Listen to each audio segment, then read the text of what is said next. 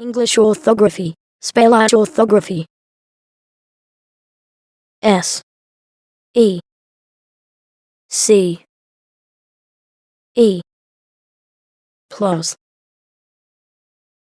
suffix A N T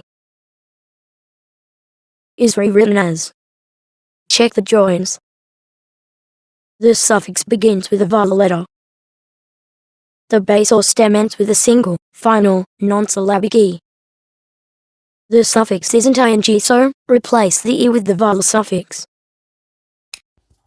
S-E-C, replace the E. Replace the E with the vowel suffix. A-N-T, secant. This time I'm using a black background.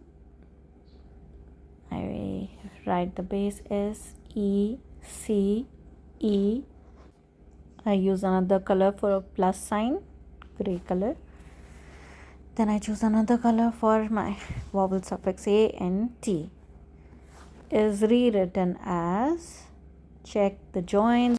Does the suffix start with the vowel letter? Yes. So I'll see if my base or stem ends with a single final non-syllabic E. Yes. So that means it will get replaced with the vowel suffix. S-E-C, replace the E. A-N-T, secant.